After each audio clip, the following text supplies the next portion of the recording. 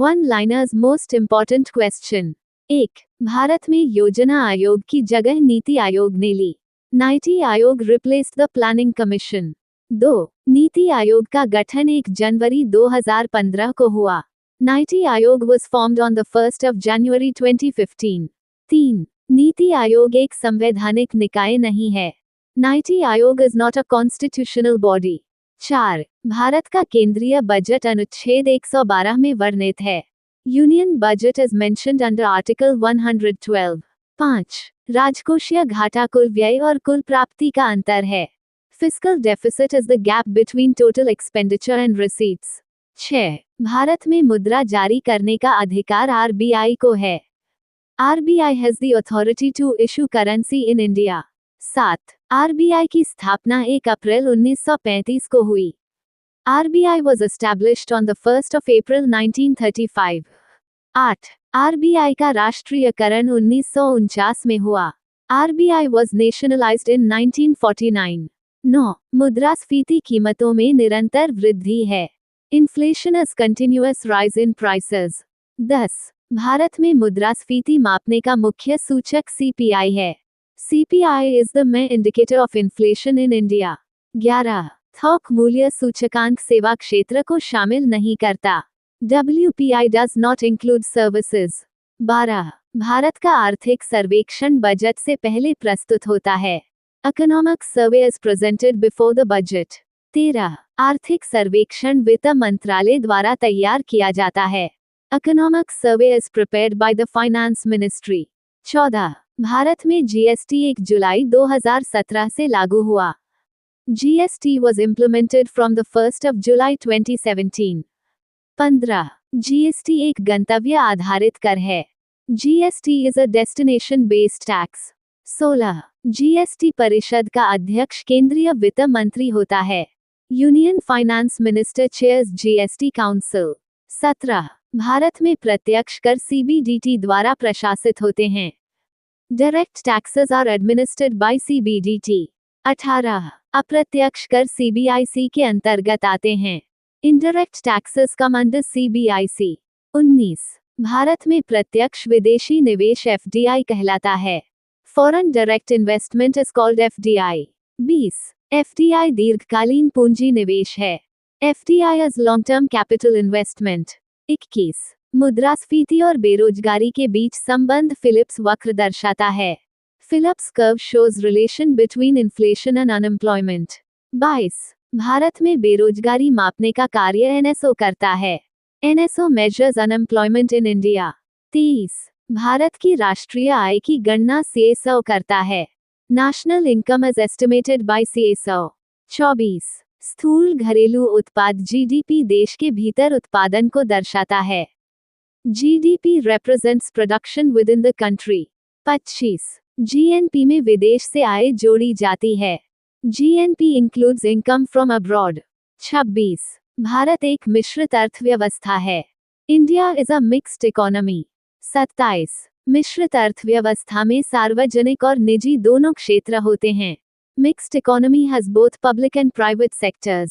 28. भारत में गरीबी रेखा का निर्धारण कैलोरी सेवन पर आधारित है।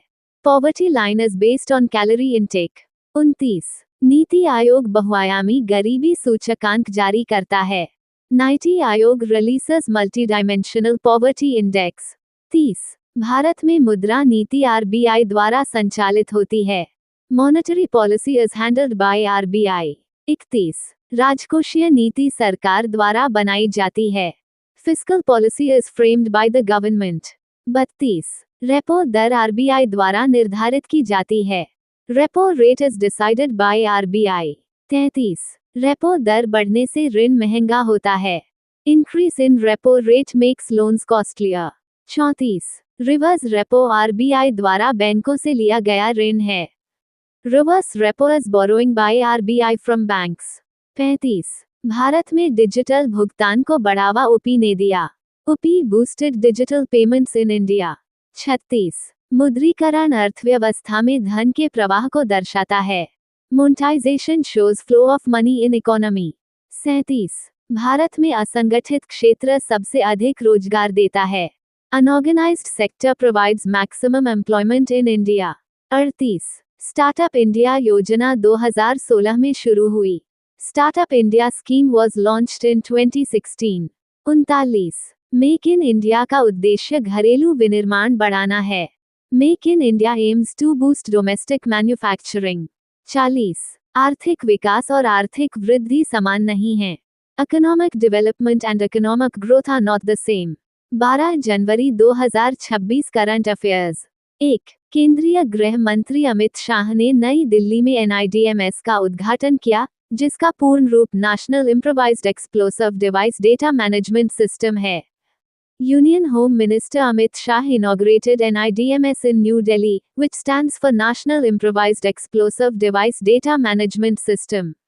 2. भारतीय रेलवे ने ब्लैक कोट बंदगला को अपने आधिकारिक औपचारिक ड्रेस कोड के रूप में बंद करने का निर्णय लिया है.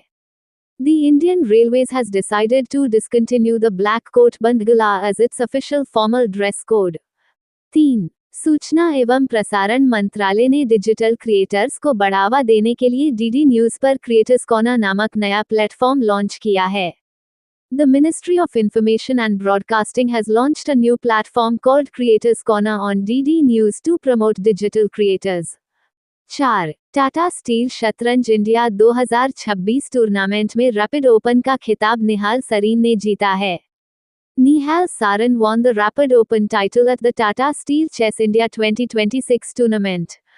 5. टाटा स्टील शतरंज इंडिया 2026 टूर्नामेंट के महिला वर्ग का खिताब कैटेरिना लाग्नो ने जीता है. Katerina Lagno won the women's title at the Tata Steel Chess India 2026 tournament. 6. महिला हॉकी इंडिया लीग के दूसरे संस्करण के फाइनल की मेजबानी रांची शहर कर रहा है. Ranchi is hosting the final of the second Women's Hockey India League. 7. 70वां विशिष्ट रेल सेवा पुरस्कार 2025 समारोह नई दिल्ली में आयोजित किया गया. The 70th Distinguished Railway Service Awards 2025 ceremony was held in New Delhi. 8. 58वीं senior national kho kho championship का आयोजन काजीपेट, तेलंगाना में किया जा रहा है. The 58th Senior National Kho-Kho Championship is being organized in Kazipet, Telangana. 9. नई दिल्ली स्थित अफगानिस्तान दूतावास में तालिबान द्वारा नियुक्त पहले राजनयिक के रूप में मुफ्ती नूर अहमद नूर ने कार्यभार संभाला है. Mufti Noor Ahmad Noor has taken charge as the first Taliban-appointed diplomat at the Afghanistan Embassy in New Delhi. 10. विश्व आर्थिक मंच WEF की वार्षिक बैठक 2026 दावोस, स्विट्जरलैंड में आयोजित की जाएगी. The World Economic Forum Annual Meeting 2026 will be held in Davos, Switzerland. 11. The Hindu Lit for Life 2026 महोत्सव चेन्नई शहर में आयोजित किया जाएगा.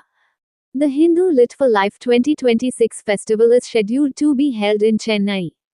12. न्यायमूर्ति सोमेन सेन ने केरल उच्च न्यायालय के मुख्य न्यायाधीश के रूप में शपथ ली है. Justice Somen Sen took oath as the Chief Justice of the Kerala High Court. 13. प्रधानमंत्री मातृ वंदना योजना में पारदर्शिता लाने के लिए सरकार ने फेस रिकग्निशन सिस्टम लागू किया है. The government has introduced a face recognition system to bring transparency to the प्रधानमंत्री मातृ वंदना योजना. 14. DRDO ने हाइपरसोनिक मिसाइल कार्यक्रम के लिए दीर्घकालिक क्रूज स्क्रैमजेट इंजन का सफल परीक्षण किया है. DRDO has successfully tested a long-duration cruise scramjet engine for the hypersonic missile program. 15. Maheshwari global convention and expo MGC 2026 का आयोजन राजस्थान के जोधपुर शहर में किया गया. The Maheshwari Global Convention and Expo MGC 2026 was held in Jodhpur, Rajasthan. Thank you. Subscribe Muskan Study Material for daily current affair.